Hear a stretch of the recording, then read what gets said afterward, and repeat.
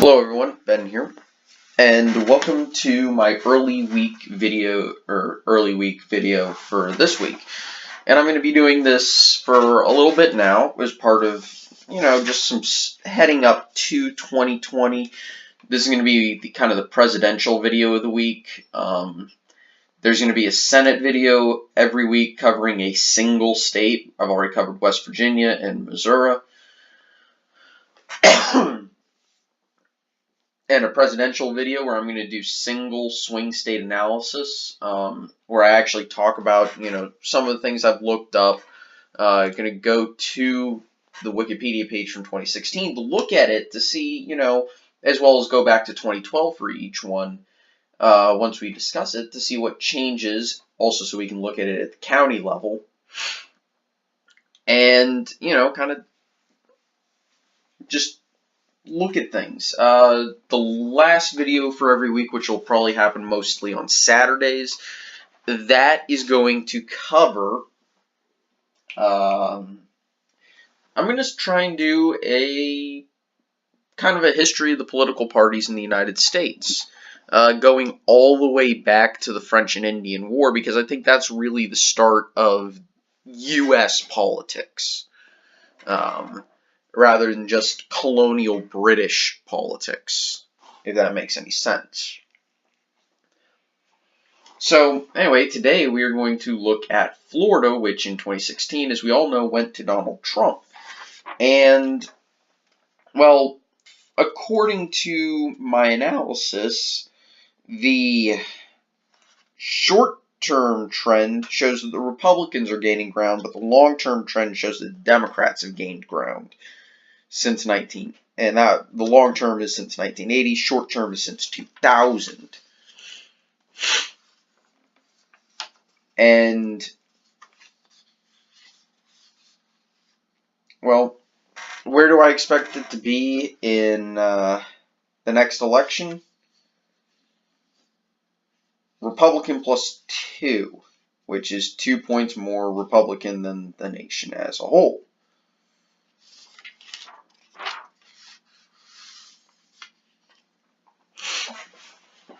So, why do I see that? Well, again, I'm giving Trump some bonus for being an incumbent and a few other things. And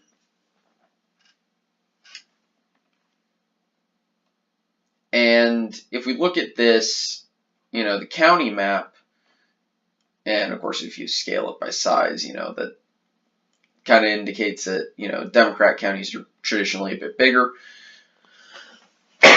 We noticed that Clinton won one big area and one smaller area when it comes to populations. Or let's go 2 bigger metro areas and one smaller one. Unless you want to really count Orlando, which I'm a little skeptical about counting Orlando. Also, apologies for still sounding a bit sick. I probably got the flu last week, so just getting over it. So that's why I didn't upload any videos last week. Anyway, she of course won Miami.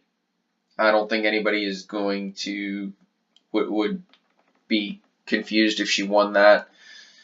And she also won Tampa, Orlando, and Tallahassee, as well as this.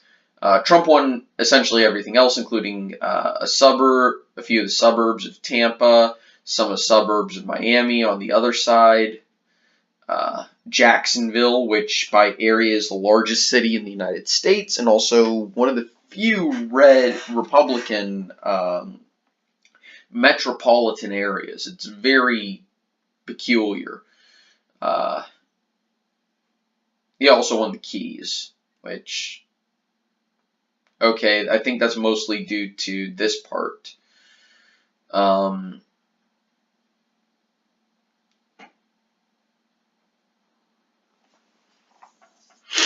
Clinton got an extra point over what her national average was, a point not even a point under. She essentially got what her national average was, maybe a tiny bit under that.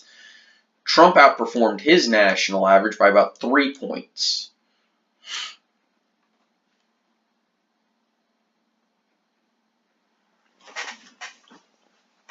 And of course, if we look at this little pictogram, we realize that the largest counties voted primarily for Clinton until you get to Pinellas, which is outside of Tampa, and of course just the rest of them, including Duval County. Then it takes a while to get to some of the other ones, and then it's just really, really Trump heavy.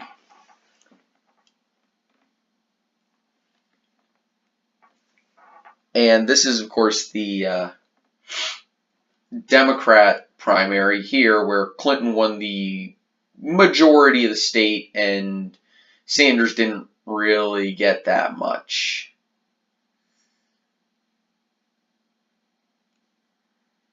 Trump, on the other hand, essentially crushed it, and Marco Rubio won Miami-Dade. And Trump did really, really well. I honestly think that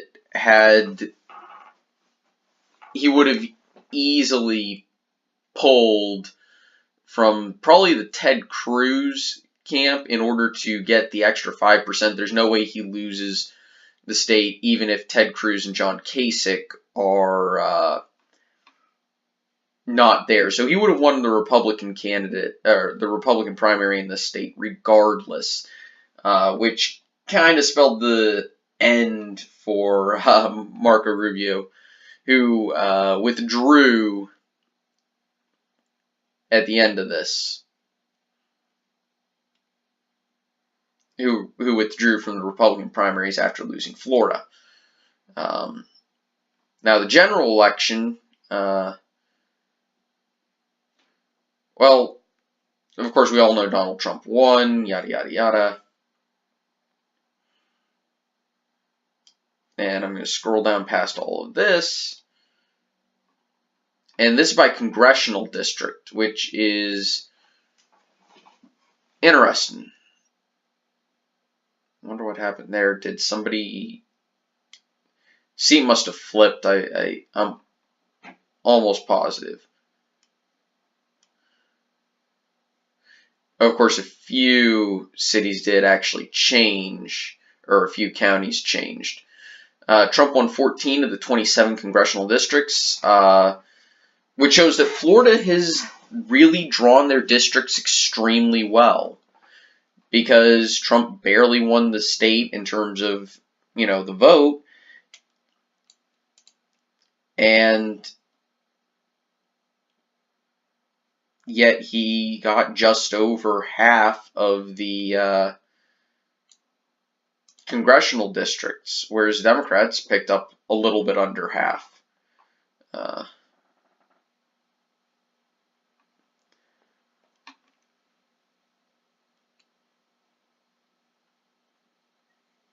And this was actually only the 5th closest state.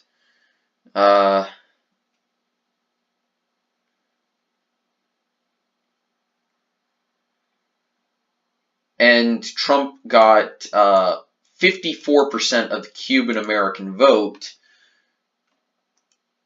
which is in comparison to the 71% of Clinton support by Latinos from other groups, that's the important thing to remember.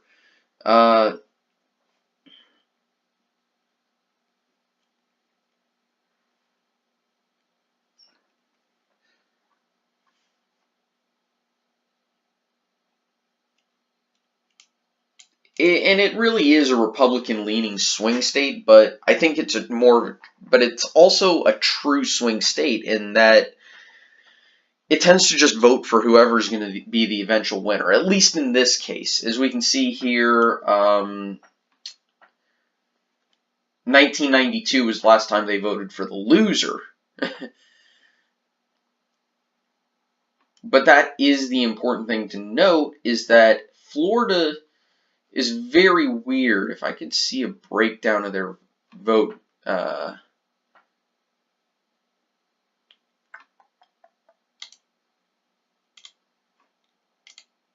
Here we go.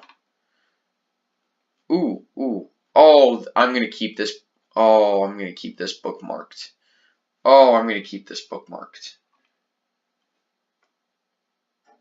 Wow, that's a little strange.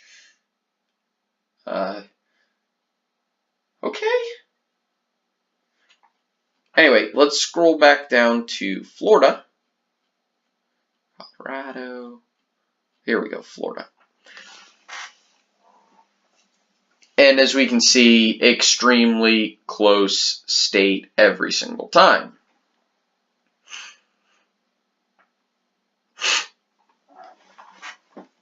And let's look at the most recent one. Quinnipiac said it was going to be 46-46, and they were fairly close. CNN said that Clinton would win by 1. Quinnipiac, a little bit before their final poll, showed Clinton up by 2. Gravis Marketing, One American News Network, showed Clinton up by 2. New York Times Upshot showed that Donald Trump was up by 3 in the state. Wall Street Journal / NBC News, or the Marist poll, showed it tied. A Florida University showed, Clinton up by 2. Ipsos had Trump up by 1. And then there was a long string of Clinton up by 4, the biggest one being 7 from a Florida University. And then, of course, as we can see, there's a lot of undecideds here. CNN ORC showing Trump up by 4 at one point. And what we can tell, of course, if we look at the three-way race, the most recent one, or the one that was before the election, had Trump up by 3, with Johnson getting 2. Another one had him up by 4, and another one had them tied. Which, okay. And of course the four-way race, which had a lot more polling, which is interesting. The most recent one had Trump up by 4 points. Wow, that's a lot. But as we can see, it primarily the results kind of favored Clinton.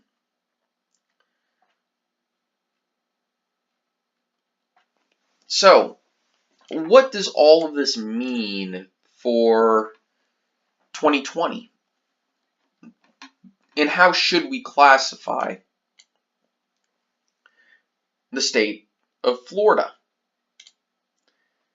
Well, before we get to something, before I talk about it, I'm going to say the way I'm going to do this series is I'm going to talk about states that I have determined are swing states, as well as the ones that have been considered swing states. This is from my national trends.